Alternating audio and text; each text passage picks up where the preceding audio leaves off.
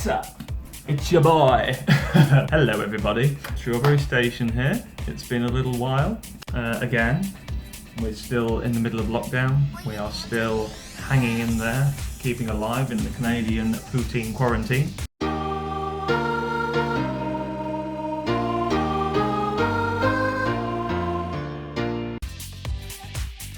And yeah, I've been struggling for content to bring you guys. Obviously the last episode was a good one because I'd got myself a new job and it's been going well. It's starting to get a bit of coin and yeah, can't complain because my life in Canada is secure for the time being. The question is, what do you do with yourselves during these challenging times when there's not much to do, not many places are open? For me, the answer was simple: beer. So I've been trying some local beers, some new Canadian beers.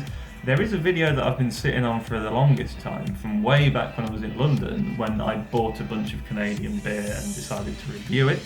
However, for whatever reason, I've not found the time when I felt like it was appropriate to release that. Having moved to Toronto, I've been here for a month and a half now, and despite the lockdown, I'm enjoying it. But yeah, I need to keep my whistle wet when I'm making new music and stuff, so yeah, drink it. And that's what this episode's about.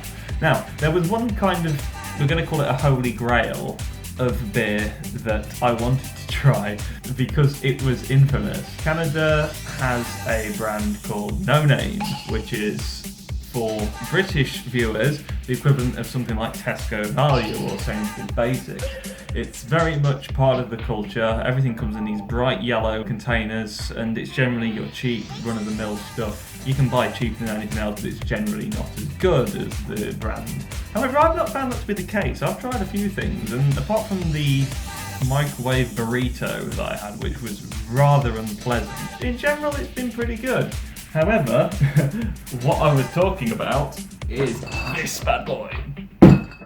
This is No Name beer, and as you can see, it comes in a brash yellow box, and yeah, this is what No Name stuff looks like. It's just got whatever it is written in English and French on it, bright yellow casing, and you are supposed to know that this stuff is cheap.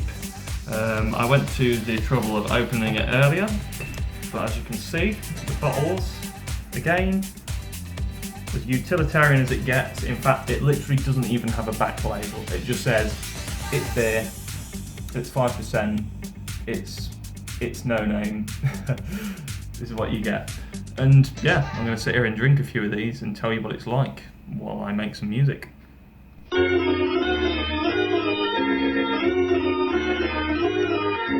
Now, one point that I've got to make is that I've been drinking beer out of cans, and it's just dawned on me that we don't have a single bottle opener in the house. However, a friend once taught me that you can open a beer with pretty much anything, so I'm going to try it with like the back of these scissors. Let's see what we can do. Hey! Action shot. Right then, moment of truth time. What's it like? I may regret this.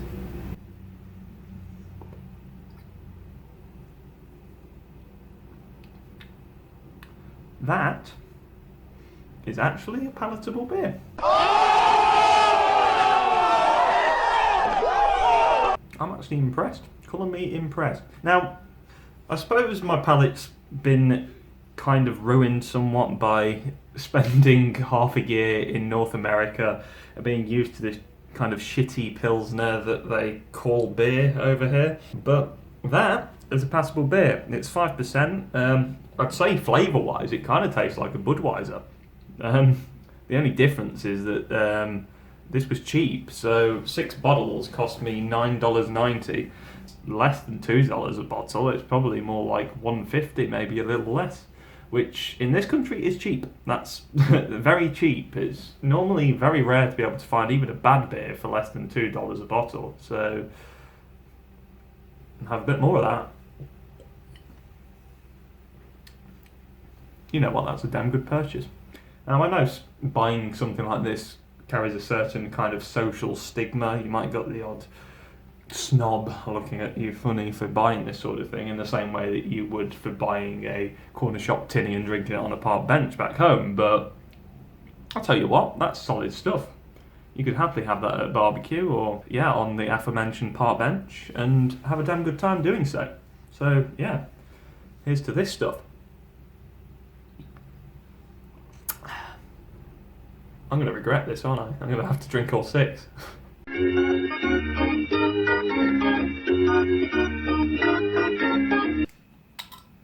Hey! This time I'm going to put it in a glass because I'm curious to see what this looks like in the flesh. Tankard, miniature tankard. I normally drink coffee in this thing, but it's quite good for beer. See what it's like. I'm hoping it'll have a nice colour, but I highly doubt it at $9.95 for 6. Yeah, that looks like piss. Oh, actually no, it's darkening up a little bit. Okay, let's be a beer anorak here. Well, first thing to say is that is not a beer head. That looks more like cider than it does beer. Well, yeah, again, it's beer. What are you going to do about it? I'm still genuinely surprised how palatable this stuff is. I mean, if I was going to be super technical, I'd say it's got a little bit of maltiness to it.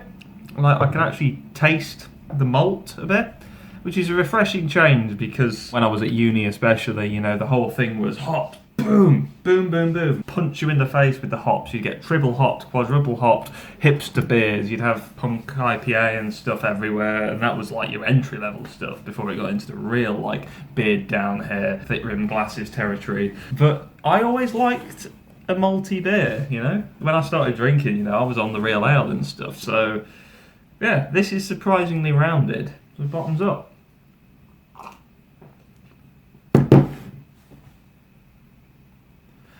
Why is this so good for the price?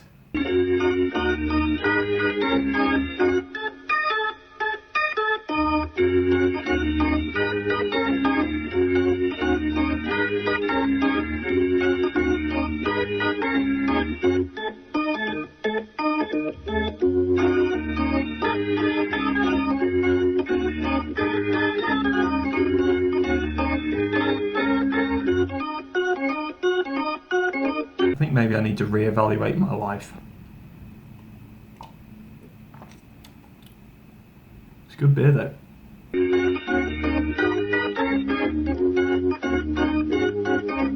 So what's my verdict on this? Well, as the rest of the video should have made clear, I'm genuinely impressed. I mean, for starters, it tastes like beer, so it's drinkable and enjoyable. In spite of its rather bland appearance, as far as cheap lager goes in this country, this is quite tasty as well. It's got that malty edge to it. It's rounded, you know, it doesn't taste particularly one way or the other or overpowering in any way.